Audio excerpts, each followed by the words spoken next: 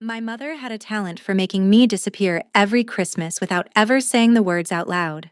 I'm Nora Ellison. I'm 34 years old, and by the time I bought a manor in a quiet Vermont town, I had already spent most of my life learning what it felt like to be treated like an afterthought in my own family.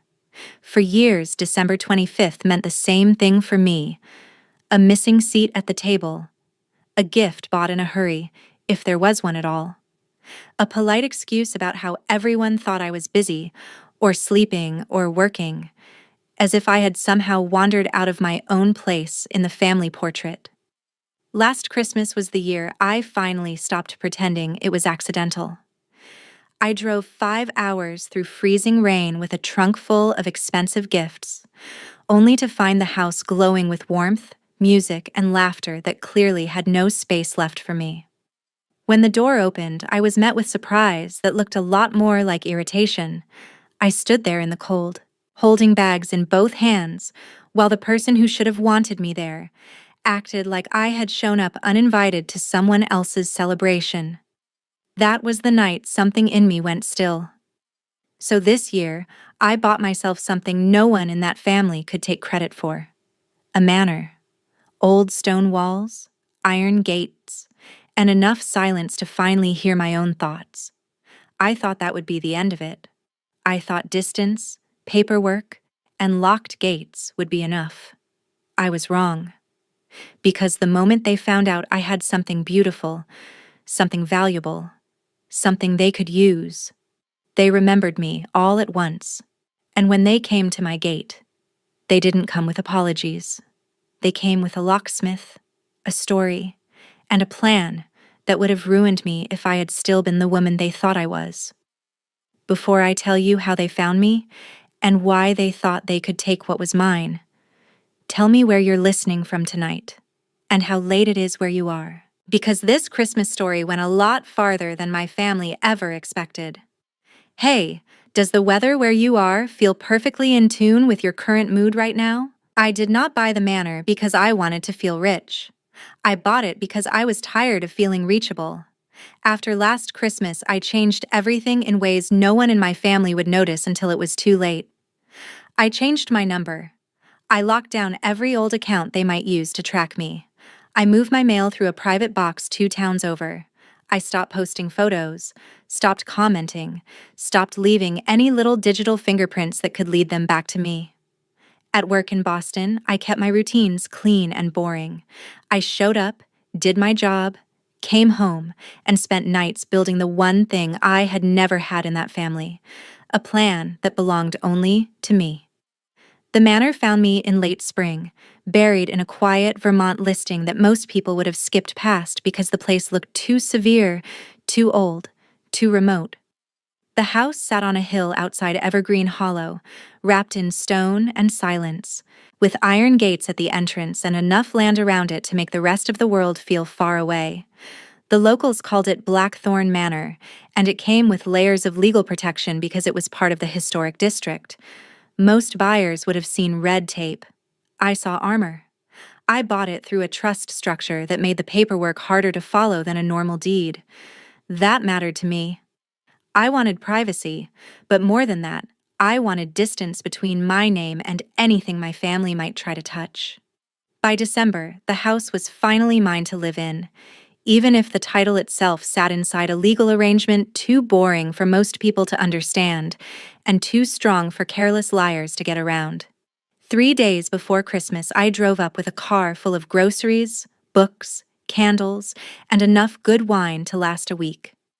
I remember standing in the front hall on that first night, listening to the quiet settle over the house like it had been waiting for me. No one interrupting me, no one asking what I had brought for Logan. No one telling me to be patient, to be gracious, to be the bigger person, as if being neglected had always been some moral test I was supposed to pass. For the first time in my life, silence did not feel like punishment. It felt chosen. I walked through every room slowly, trailing my fingertips over old wood and cold stone, and I let myself imagine a Christmas that belonged to me. I lit the library fireplace. I opened a bottle of Cabernet. I sat in a leather chair and watched the flames until I realized something almost embarrassing. I felt safe. That feeling was so unfamiliar that it made me laugh out loud in an empty room. I should have known peace that sharp would never go unchallenged. Because while I was building a life no one in my family had earned the right to enter, someone else had been watching from a distance, waiting for the moment my privacy turned into something they could exploit. I did not know then that my mother had already started asking questions, already started telling people I was isolating myself, already planting the idea that I had become unstable, secretive, difficult. In other words, exactly the kind of woman people stop believing when she says she is in danger. That was always her favorite trick. She never had to hit me or scream at me in public. She just had to tell the story first, and by the afternoon of December 23rd, she was ready to tell another one at my front gate. I heard the engines before I saw the cars. That road led almost nowhere, and no one drove up there by accident, especially not that late in the afternoon with snow starting to come down again. I was in the kitchen filling a glass of water when the sound rolled up the driveway, low and expensive, the kind of sound that announces people who think the world should make room for them. I kept the lights off and moved to the front window. Two dark SUVs came into view, followed by a locksmith van. My first feeling was not fear, it was insult. They had not called, they had not apologized, they had not shown up to say they missed me. They had brought tools. The first door opened and my mother stepped out in a cream wool coat that looked like she had dressed for a holiday photo shoot instead of a trespass. Behind her came my father, Richard Ellison, already wearing the tired expression he used whenever he wanted strangers to think he was the reasonable one. Logan climbed out of the second SUV, talking into his phone, and then started unloading flat-packed display stands and storage bins like he was arriving for a job. That told me more than any speech could have. They were not here to visit. They were here to install themselves. I walked down to the gate and stopped on my side of the bars. My mother smiled at me in that pained, delicate way she used when she wanted an audience to believe she was suffering nobly. "Nora," she said, as if this were all so simple. "Open the gate, sweetheart. It is freezing." I asked the only question that mattered. "How did you find me?" Richard sighed before she could answer, and that alone told me he wanted to enjoy this. "Logan found a tagged flooring photo online," he said. Then he cross-checked the stonework with an old preservation archive. "You really should be more careful." There was something so calm about the way he said that, as if violating my privacy proved I had somehow failed an intelligence test. My mother stepped closer to the bars. "We were worried about you," she said. "Spending Christmas all alone in a place this big is not healthy. We thought family should be together." I almost laughed. Family had never needed to be together when I was the one left outside. Then Logan came forward with a folded document in one hand and a grin that already felt greedy. "Good news," he said. "We solved the space issue." He pressed the paperwork against the gate so I could read it. It was styled like a shared residential use agreement with language about guest wing access, family holiday overflow, event hosting rights, and long-term occupancy protections. At the bottom was a version of my signature close enough to sting. My stomach dropped, not because I believed it would hold up in court, but because I knew immediately what their strategy was. Get inside first, create a scene second, force me into a slow legal mess while they turned my house into a set for whatever disaster Logan was currently selling online. I looked up at him. "This is fake." My mother dabbed at the corner of one dry eye and turned slightly toward the locksmith, making sure he could see the profile that had gotten her sympathy from churchwomen and caterers and neighbors for 30 years. "She is confused," she said softly. "She has been under so much stress. We are just trying to help her." The locksmith shifted uncomfortably. Richard took over, using that low professional tone that had gotten him out of responsibility his whole life. "We have an agreement and a family situation," he said. "She gets overwhelmed. We are only trying to settle in quietly." Then Logan nodded toward the keypad and the locksmith stepped forward with his drill. It was that casual, that entitled. They did not even pretend long.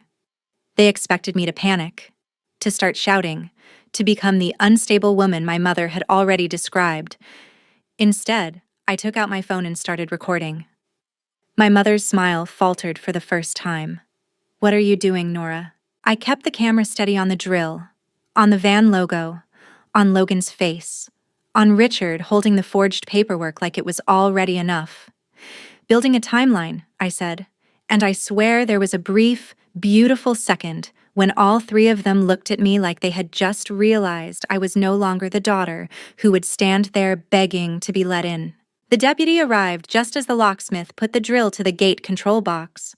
I had called the moment the tool came out, and for one hopeful second I thought the law might still know the difference between a family and an invasion. But hope has always been the most expensive mistake I make around those people. Deputy Mason Cole was young, cold, and already irritated before he stepped out of his cruiser. He looked from me to the SUVs to the forged document in Richard's hand, and I could see him deciding, almost in real time, how much effort he wanted to spend on what he assumed was a wealthy family argument. My mother moved first, of course. She approached him with the perfect amount of trembling in her voice. "Deputy, thank God," she said. "Our daughter has shut herself away and she is not well. We have been trying to reach her for weeks." Richard handed over the paperwork with a weary expression, meant to imply he had done everything right, and I had forced this unpleasant scene. Logan stood in the background with the bins and rolled his eyes like I was making everyone's life difficult again. I stayed exactly where I was and kept my phone recording at my side. I said my name clearly. I said I was the lawful resident. I said they did not have permission to enter. I said the signature on that agreement was forged. The deputy glanced at the papers, glanced at me, and then made the mistake too many people had made before him. He listened to the calmer liar. My mother lowered her voice and said words I had heard variations of my whole life. "She gets like this when she feels rejected. She thinks everything is an attack. Rejected. As if neglect were an emotion I had invented instead of a pattern she had built." The deputy rubbed his jaw and gave me the kind of look that always lands on women who are inconvenient but articulate. "Ma'am, if there is paperwork and a dispute over validity, this may be civil." Civil, as if a fake agreement, a drill, and a planned occupation were just a misunderstanding with good winter coats. Richard seized the opening immediately. "We are not trying to remove her," he said. "We are trying to support family use of the property. Logan needs temporary space for a holiday content business he is launching, and Nora had agreed before she started pulling away again." That was the first time the real motive made itself fully visible. A holiday content business. Of course. That explained the display stands, the bins, the lighting cases still in the back of the SUV. Logan had not come to live quietly in a basement. He had come to turn my house into a backdrop he could monetize while my mother played gracious hostess, and my father called it helping. I asked Logan directly, still filming, "Are you trying to run events out of my home?" He smirked. "It is not your home like that, Nora." That line stayed with me. Not your home like that. Because underneath every lie my family ever told, there was always the same belief. Nothing that belonged to me really counted as mine if they decided they wanted it. The deputy told everyone to keep the peace and stopped short of removing them. He did not give them full permission, but he did something almost worse. He created ambiguity, the kind selfish people live on. The moment he stepped back toward his cruiser, Logan started unloading more equipment onto the roadside shoulder. He was already placing a call, giving my address to someone and saying the words, "transfer service and seasonal business use." That was when I called Elena Vargas. She picked up on the second ring, and I gave her the facts fast. Forged occupancy agreement, attempted forced entry, possible utility fraud, preservation district property, active police presence. Elena did not waste time pretending this was ordinary. "Nora," she said, "do not let them bait you into a screaming match. Record everything. Ask the deputy to verify title ownership, not just residency paperwork. And if Logan is using the property for commercial activity, he is about to bury himself. I looked at my family, at the bins, the fake concern, the performance. And for the first time that day, I felt something steadier than anger. I felt structure. They had shown up believing I was alone. What they had actually done was step into a system of evidence, zoning, and title law that none of them understood. My mother saw my expression change and frowned. I think that was the moment she realized her usual weapon, my silence, was not working anymore. Elena did not come in person that afternoon, but she did something better. She called the deputy directly, then emailed certified title documents to his department, while I stood there in the cold watching my family perform innocence beside a locksmith van. 10 minutes later, the mood changed. It did not change all at once, and that was the satisfying part. It changed slowly, like ice cracking under too much weight. The deputy walked back toward the gate with a new stiffness in his posture and asked Richard to hand over the agreement again. Then he asked a question my father clearly had not prepared for. If your daughter signed this as owner, why is title held by the Blackthorn Heritage Residential Trust? Richard blinked. Logan stopped moving. My mother actually lost her expression for a second before she put it back on. The deputy continued, now speaking with the forced patience people use when they realize someone has tried to drag them into a lie. Ms. Ellison is the resident beneficiary and trustee occupant.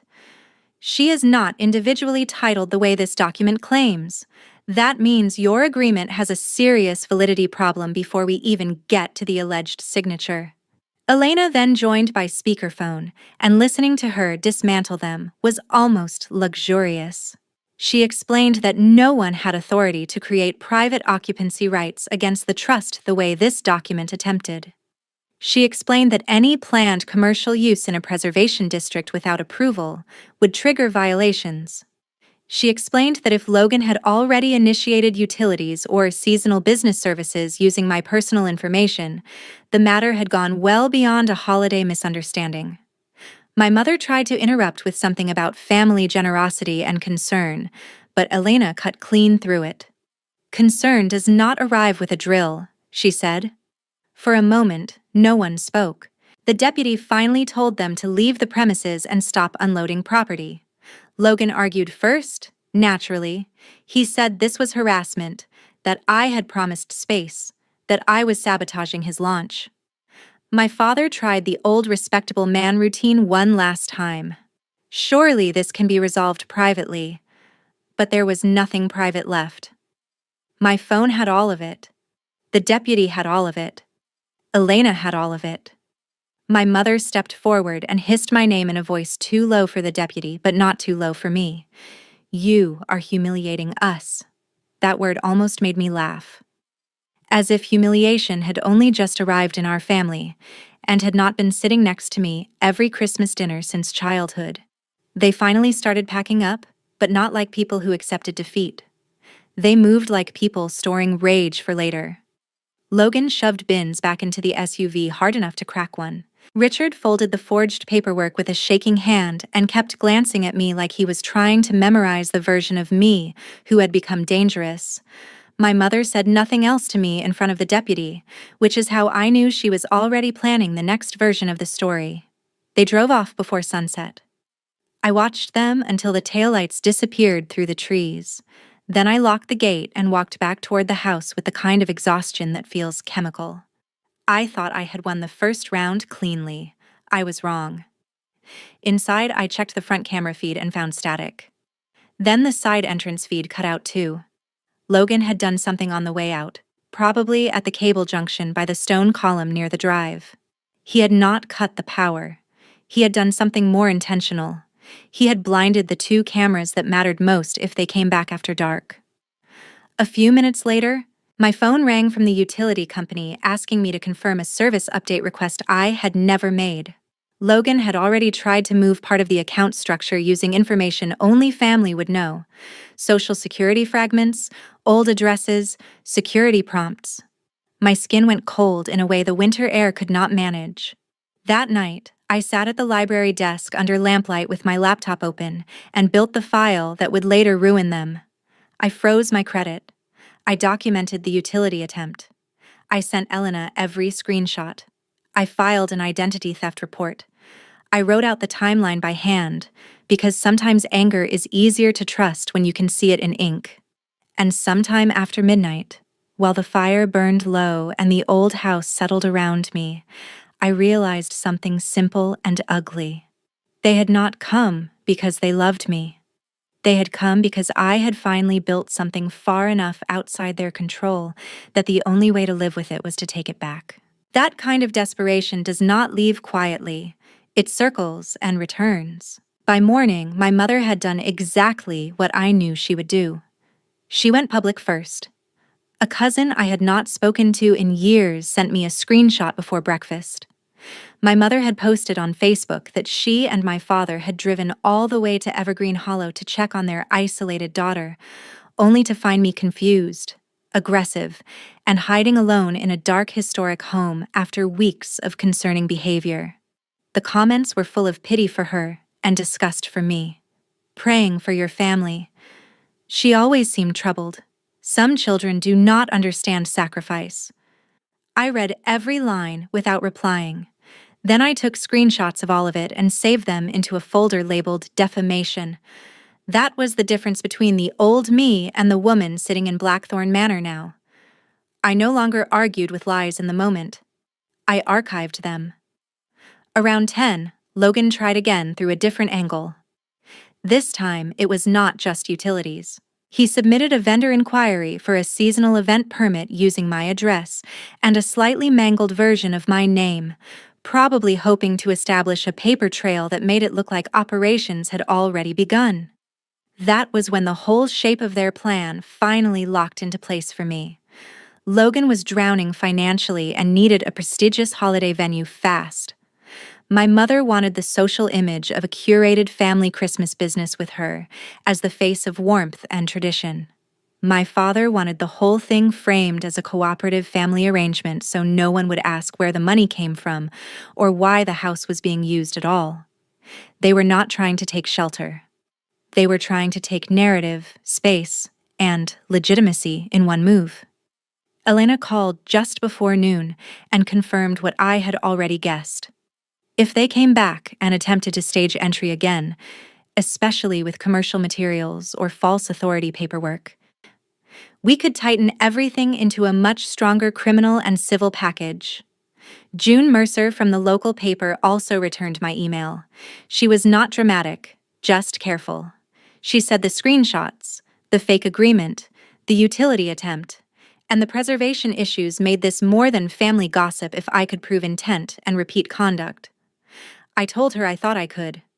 Then I made the decision that changed the end of the story. I stopped thinking like a daughter trying to defend her peace and started thinking like an investigator setting conditions. Through Harold Whitmore at the local Heritage Society, I arranged a small Christmas Eve open house under the Trust's permitted residential heritage hospitality guidelines, which were boring enough on paper to sound harmless and powerful enough in practice to place respected witnesses inside the home.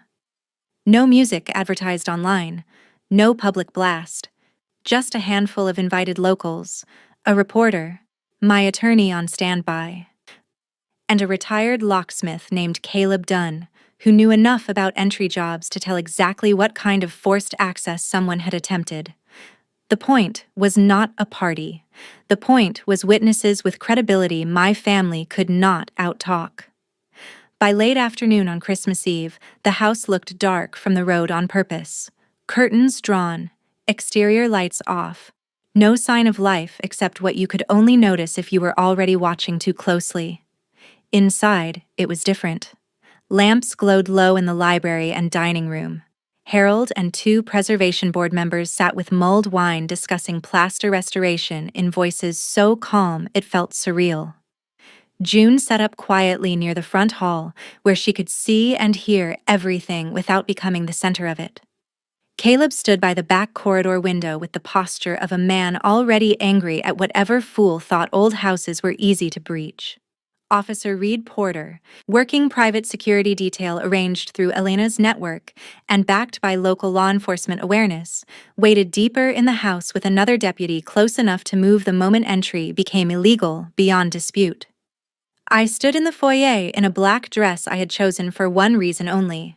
I wanted to look like someone who belonged in her own house. When 7 o'clock came and went, I almost wondered if they had finally found caution. Then at 7:14, the sensor on the outer drive pinged my phone. Headlights off, slow movement, a rental truck behind the second SUV. Not subtle anymore, not even pretending. My mother had forgotten me every Christmas until I bought a Manor. Now she was back on Christmas Eve with transport, tools, and enough nerve to believe the dark house ahead of her was empty. She was about to learn the difference between empty and waiting. From the front window, I watched them pull into the drive without headlights, which told me everything about how innocent they knew they were not. Logan jumped out first this time with a crowbar in one hand and the wild, cornered energy of someone who had run out of softer lies. Richard came behind him carrying a folder thick enough to be another performance. My mother stepped out last in a dark coat with her hair done and her makeup perfect, because even now, even at the edge of a crime, she wanted to look good doing it. There was a second locksmith too, younger than the first, and nervous in exactly the way guilty people always are when they realize too late that someone else's family emergency may actually be a felony. No one in the house moved toward the door. That was the beauty of it. We let them prove intent without interruption. Through the old wood and stone, we heard everything. Logan saying, "Just break the side glass if the lock fights you." Richard telling the locksmith they had power of attorney and a right to intervene. My mother raising her voice just enough to sound heartbroken if anyone happened to hear. "Nora, sweetheart, open the door. We are here because we love you." There was no love in the crowbar that hit my front lock seconds later. The first strike echoed through the foyer so sharply that even the preservation board members in the dining room went still. The second blow splintered the frame enough for cold air to push into the house. Then the younger locksmith drilled while Logan pried, and Richard barked instructions. And finally the old door gave with a violent crack that sounded less like wood breaking than history losing patience. Logan stumbled in first, breathing hard, crowbar still in his fist, and for one full second he wore triumph on his face. Then the lights came up. Not every lamp in the house, just enough. Enough to catch them in the foyer with a ruined lock, broken frame, and tools in hand. Enough for them to see me standing at the foot of the staircase. Enough for them to notice June Mercer lifting her phone to record. Enough for them to notice Harold Whitmore and the preservation board members staring from the dining room doorway, like they had just watched someone kick through a church altar. Enough for them to notice Caleb Dunn step forward and say with complete disgust, "That is forced entry." Enough for them to notice Officer Reed Porter emerge from the hallway with Deputy Mason right behind him. Flashlights hit their faces hard and fast. Hands where I can see them now. Logan froze first. My father did not. He tried one last pivot, waving the folder and talking too fast. "We have authority. She is unstable. She is isolating. We are family." Officer Porter did not even glance at him. "Family does not get to break a protected residence with burglary tools," he said. Logan lowered the crowbar slowly like he had suddenly remembered metal had weight. My mother stared at me with a level of hatred so pure it almost looked clean. "You set us up," she whispered. "No," I said. "I documented you." Elena stepped in then, calm as winter, and took the folder from Richard's hand. "Fake emergency authority. Invalid on its face," she said after a quick scan. "Wrong execution standard. Wrong witness structure. Wrong property relationship. You really all committed a felony with paperwork you downloaded from the internet." June almost smiled at that, but did not stop recording. My mother tried a different angle. She began to cry. Loudly and beautifully, the same way she always had when she needed strangers to see pain instead of strategy. But this time, the audience had context. June had the Facebook post. Elena had the forged agreement. I had the utility fraud trail. Caleb had the earlier timeline of manipulation. Harold had already seen the commercial bins in the first visit and knew exactly what kind of heritage violations Logan had intended. My father reached for control again and failed again. "This has gone too far," he said.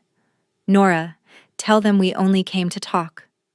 I looked him in the eye and thought of every Christmas table where I had felt smaller than the empty space beside me. Then I said the truest thing I knew. "People who come to talk do not bring crowbars."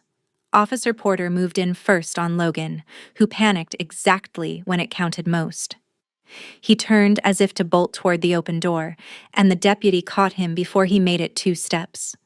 The crowbar hit the marble floor with a sound so final that my mother actually gasped. Handcuffs clicked shut around Logan's wrists. My father protested, then protested harder when Officer Porter told him to turn around too. Conspiracy, trespass, forced entry, forged instruments, attempted fraudulent occupation, he listed in that flat law enforcement voice that strips a person of all the stories they tell about themselves. Richard looked stunned, like consequences were something that had always happened to other men. My mother stood alone in the center of the ruined foyer, not yet cuffed, staring at the broken door and the witnesses and me. She tried one last cruel throw because cruelty was the only language she had ever really mastered. "After everything I did for you, this is how you repay me." I took a step closer. The house was warm behind me. The snow was blowing in around the edges of the broken door. And for the first time in my life, I did not hear her words as truth, duty, or guilt. I heard them as evidence of a person who could only remember I existed when she wanted access to something I owned. "Everything you ever did for me had a receipt attached," I said. "Love does not break in. Love does not forge signatures. Love does not wait until Christmas to see whether a house can be turned into profit." Then Officer Porter told her to turn around, and she did. Slowly, in disbelief, as though the universe had somehow failed to recognize who she thought she was. When the handcuffs closed on her wrists, the sound was smaller than I expected. Not dramatic, not cinematic, just precise. That was what made it satisfying. Not revenge as chaos, revenge as accuracy. One by one, they were walked out past the stone columns, past the broken threshold they had created, past the witnesses they could not charm, and toward the waiting cruisers at the end of the drive. Logan cried first. My mother kept asking for a private conversation. My father said almost nothing once he realized no one cared how reasonable he looked anymore. June stayed long enough to confirm timelines and statements, and by morning the local story was no longer about a worried family and a troubled daughter. It was about an attempted holiday takeover of a protected home, forged family paperwork, and a staged public narrative that collapsed under evidence. Logan's pending business partnerships disappeared within a week. Vendors withdrew. The online accounts linked to his fake holiday venture were reported and suspended. My father spent the start of the new year paying attorneys instead of controlling rooms, and my mother, who had built so much of her identity around being seen as warm, elegant, and impossible to question, had to live with a town that now knew exactly what her tears were worth. Later that night, after the statements were taken and the cruisers were gone and the temporary board was fixed over the broken door, I stood alone by the Christmas tree in the great hall with a glass of wine in my hand and the quiet I had wanted all along finally returning to me. The lesson that stayed with me was not just that boundaries matter. It was that some people will call your boundary cruelty because your obedience used to benefit them. I think a lot of us are raised to believe family means access, forgiveness, and endless explanation. But family without respect becomes entitlement, and entitlement grows teeth the moment you build something it cannot control. If this story means anything beyond what happened in that house, I hope it reminds someone listening that peace is not selfish, evidence is not cold, and protecting yourself from people who keep wounding you is not a betrayal of love. Sometimes the healthiest thing you can do for your life and, for your future, is choose yourself before the damage becomes tradition. And for the first time in all my years, Christmas did not feel like the season I got forgotten. It felt like the night I was finally seen.